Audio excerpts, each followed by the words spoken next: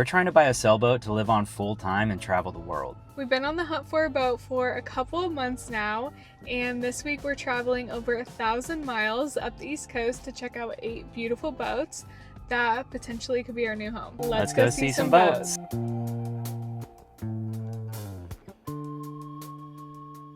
So first stop is a 2010 Valiant 42. We are obsessed with the Valiant boats.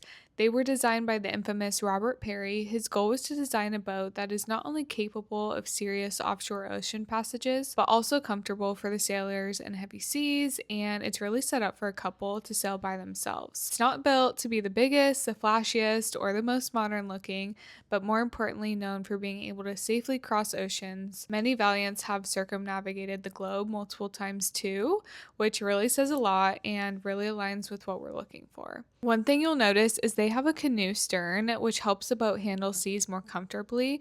The trade-off is you lose a little bit of interior space compared to newer, wider stern boats, but for us, we'd rather prioritize how the boat handles at sea. They have a solid hull, a keel step mast, and this particular boat was very, very well maintained.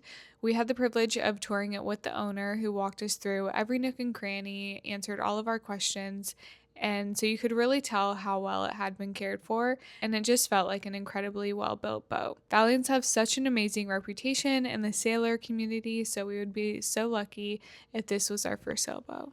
Alright, next up was the Pacific Seacraft 40. Another boat that's incredibly respected in the Bluewater cruising community. Like the Valiant, it's built with offshore sailing in mind and has a reputation for being safe, strong, and exceptionally seaworthy. One thing the Pacific Seacraft is known for is its incredibly solid construction. It has a modified fin keel with a skeg-hung rudder, which gives it excellent directional stability and makes it really predictable in rough conditions. Inside, everything is designed with passage making in mind. The galley is easy to use underway, and there's a straight path through the cabin, and the whole layout just feels practical instead of flashy. The standing rigging had been replaced, the electrical system had been upgraded, and it had solar and a wind generator, diesel heat, and countless custom improvements. But since it had been on the hard, there was some water getting in through some of the hatches, which created some electrical projects as well as the whole project. So there was definitely some projects with this boat.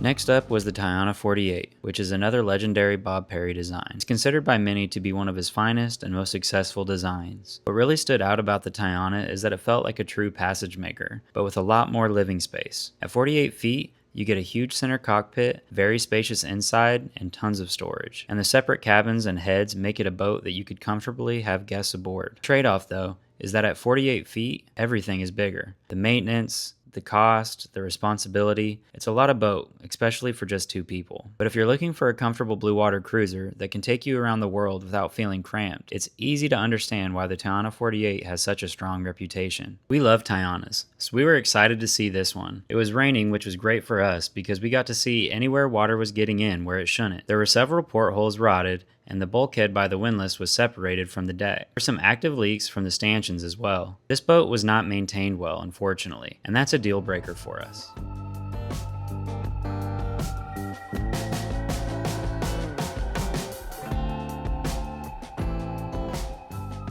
Next up was the 2004 Shearwater 45, and this boat definitely had a different feel than the others we looked at. The Shearwater was designed by Dudley Dix as a traditional offshore cruiser. It has that classic look, but underneath it, it's designed to be a capable passage maker. One thing we immediately noticed was how much space there was inside. It had a really comfortable layout with large berths, and the head was surprisingly spacious, and a lot of livability for a cruising couple. This particular boat had some things we really loved, but also a few things that made us hesitate. The teak decks were something we knew would require maintenance, and the boom was pretty low, which is something to consider. Also, this boat had a lot of sail area, which made me think this boat would be a great racer, but maybe not the most comfortable cruiser. Overall, it was a pretty basic boat, and would take some time to make it ready for cruising. And when you're choosing your future home, it's not just about whether a boat is capable, it's about whether the boat fits the way you want to live. All right, this next one I'm really excited about. It's a 1997 Gozzard 44, and this boat is honestly one of the most unique boats we've looked at so far. The Gozzard has a really interesting philosophy. They design their boats around the idea that most cruising boats are owned and sailed by a couple,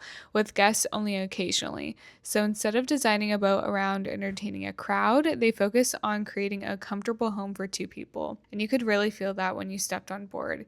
The interior was completely different than other boats that we've toured. It's incredibly open layout, tons of natural light, beautiful woodwork, a spacious salon, and even features like a washer and dryer, and not to mention how clean and well taken care of every part of this boat is. This particular boat was also loaded with upgrades for full-time cruising, solar, bow and stern thrusters, upgraded systems, and everything you'd want for spending extended time aboard. It still has the capability to take you across oceans, but compared to some of the other boats we've looked at, it felt like the focus was more on comfort and livability. The biggest thing we had to consider was that with more comfort and more systems comes more complexity. There's more to maintain. Everything becomes a little bit bigger and more expensive at 44 feet, and the LOA was 50 foot because of the bowsprit. So you're paying for 6 more feet in a marina, which does tend to add up. Also, its engine hours are 4,900 with a Westerbeek engine, which is pretty high. I would probably want to put an offer on this boat if it wasn't for the engine hours, so we're not really wanting to start out our journey having to pay for something like that, but I'm still kind of unsure because I am very, very obsessed with this boat. Next boat really surprised us. It has a reputation for being a great offshore boat. It is a 2001 caliber 47. This boat was in great shape, only a few smaller projects. Immediately stepping aboard, this boat felt like it had so much space on deck with a large center cockpit, which we love. Gives us a huge aft berth. Stepping down the companionway, there's a large saloon with plenty of space for entertaining and a galley that any chef would appreciate. It also has a large Pullman style berth with its own head and shower. On paper, this boat had everything we would want, but we still couldn't help but feel like we were in a bathtub. Just wasn't very homey liveaboard feeling, so not a huge fan.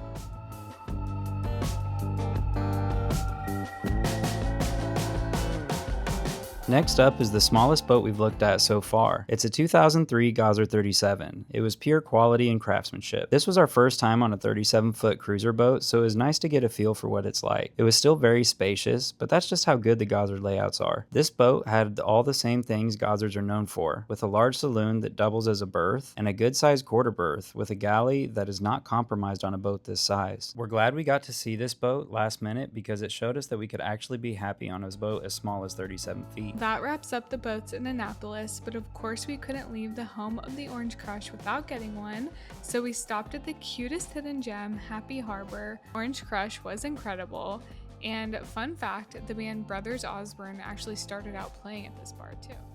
So after leaving Maryland, we were pretty much obsessed with the Gozzard boats. We got to see a 37 and 44, so when last minute a 41 Gozzard popped up in Charleston, we hurried back to see it. And when I tell you we were so excited, really thinking that this could be the perfect fit, we stepped on it and gorgeous. Everything was so spacious, beautifully made, and open with these big windows.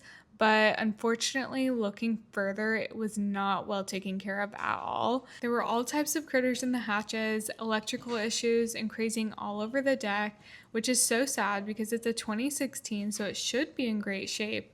But this is just why maintenance is everything, so we don't think the value of this boat matched the premium asking price. So this is where we're at now.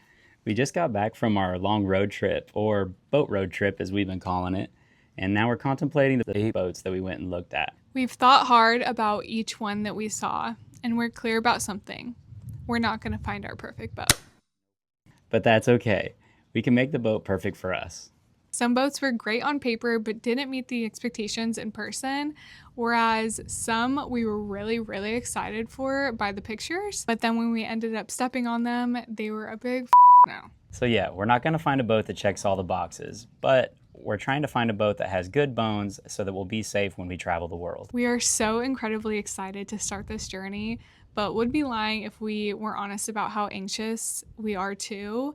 If you watched our first video, you know that we are jumping into this lifestyle head first. We have sold everything and we're going to be living aboard full time, something we've never done before and have little sailing experience too. So we're taking maybe the biggest risk of our lives.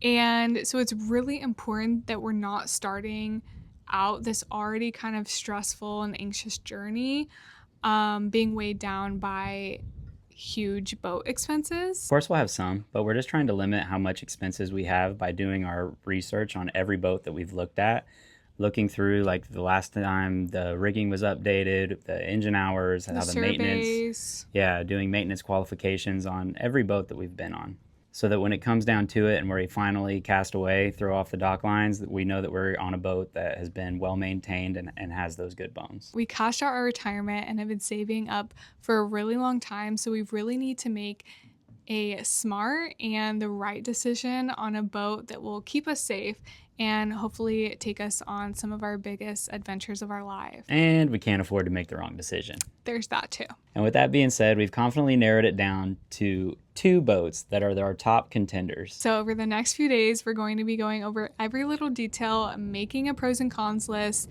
overthinking anything we possibly can, and trying to nail down which one feels right to us. In our next video, we'll hopefully be sharing with you which one we decided to put an offer on. This whole journey started because we wanted to build a life with more freedom, more adventure, more independence, government. Just having fun, getting out there, living life to the fullest.